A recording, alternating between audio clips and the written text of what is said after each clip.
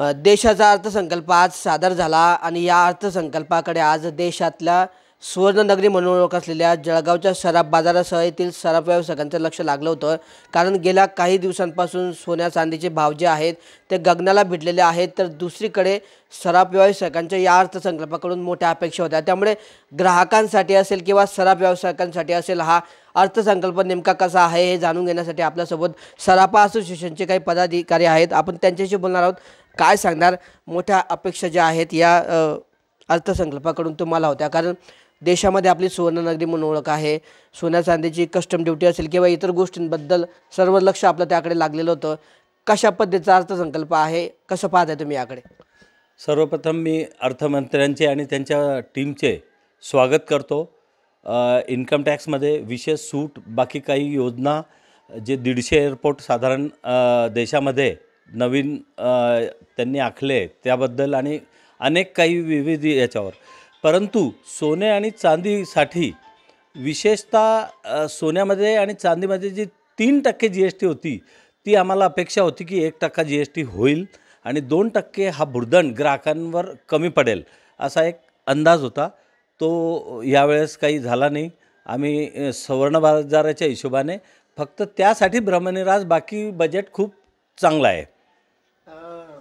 इतरही गोष्टींच्या अनेक अपेक्षा होत्या। आता आज अर्थसंकल्पामध्ये ज्या तरतुदी झाल्या, या सर्व गोष्टींचा आपल्या सुवर्ण बाजारावर कशा पद्धतीचा परिणाम होऊ शकतो भविष्यात?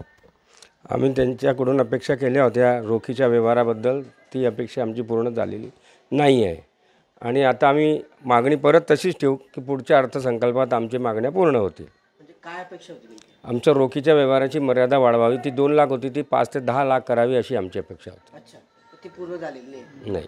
त्याच्यामुळे नेमकं काय अडचणी होत आहेत तुम्हाला? भाव वाढल्यामुळे पैसे जे रोख लागतात बऱ्याच ठिकाणी हॉस्पिटलमध्ये किंवा इमर्जन्सीमध्ये, ते आम्ही उपलब्ध करू शकत नाही गिरायकाला, त्यामुळे गिरायकाला खूप त्रास होतो। अच्छा,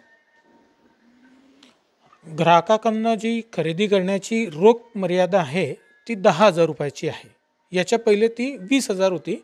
मागील 4-5 वर्षापासून ती 10,000 करून दिली आणि 10,000 रुपयात 2 ग्रॅम सोनं विकलं तर 16,000 रुपये होतात। मग त्याला ऑनलाईन पैसे घेणे UPIमुळे सोपं झालं आहे, पण ते प्रत्येकाला सोपं नाही होत। आम्ही रोखीची मर्यादा खरेदी करण्याची ही 50,000 मागितली होती आणि विक्रीची 5 लाख रुपये आमच्या फेडरेशन मागितलेली आहे।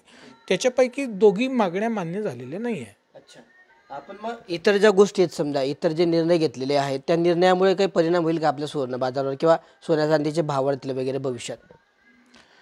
सोन्याचे जे भाव वाढत आहे हे जागतिक पातळीमुळे वाढत आहे। शासन जर विचार करेल तर कस्टम ड्युटी कमी करू शकतं, GST कमी करून भाव कमी होऊ शकतात। बाकी भाव सरकारच्या नियंत्रणाबाहेर आहे। पण ती कस्टम ड्युटी जी आहे ती कमी करायला पाहिजे होती का या अर्थसंकल्पात? 6% कस्टम आहे, आम्ही 3% मागितली होती का 3% अजून कमी करा, पण शासनाने ती मान्य केलेली नाही आहे। सर, जर कस्टम ड्युटी कमी झाली असती तर या ठिकाणी सोन्याचे भाव कुठेतरी कमी झाले असते आणि कुठेतरी ग्राहकांना पण दिलासा मिळाला असता, असं वाटतं का? निश्चितच कस्टम ड्युटी हे सोने चांदी हे मौल्यवान धातू आहे। याच्यावर गिरायकाला पेमेंट भरताना ते जरी अनावश्यक असलं, जीवनावश्यक नसलं तरी आजच्या मागणीच्या नुसार आणि सर्वसामान्य जनतेचा विचार केला तर त्यांची इन्व्हेस्टमेंट प्रवृत्ती ही सोन्यामध्ये असते। त्यामुळे त्यांनी कस्टम ड्युटी कमी करायला पाहिजे, जेणेकरून स्मगलिंगचं प्रमाण कमी होईल आणि सोने व्यापाराला ते फायदेशीर ठरेल। ग्राहकाला ऑफकोर्स शेवटी ग्राहकालाच त्याच्यावरच बोझं पडणार आहे।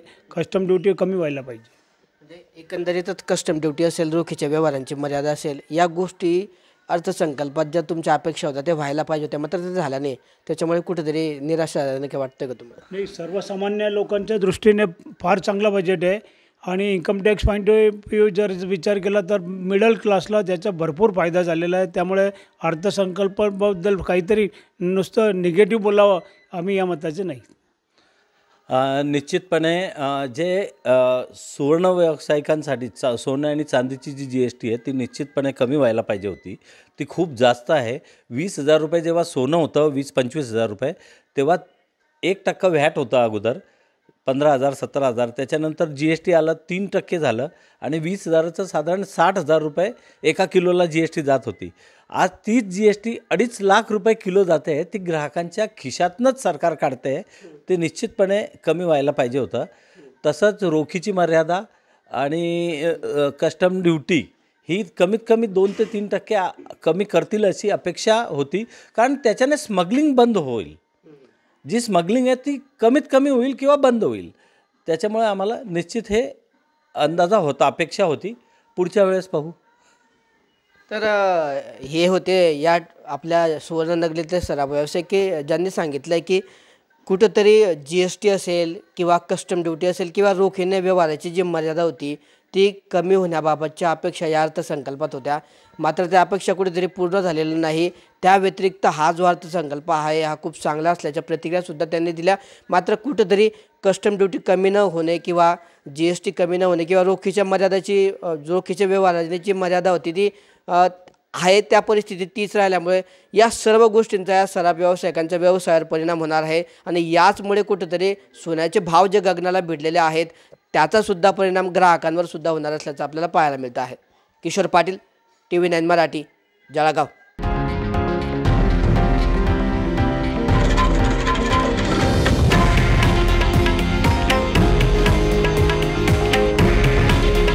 हे आहे देशातील नंबर 1 न्यूज नेटवर्क आणि आपण पाहत आहात TV9 मराठी.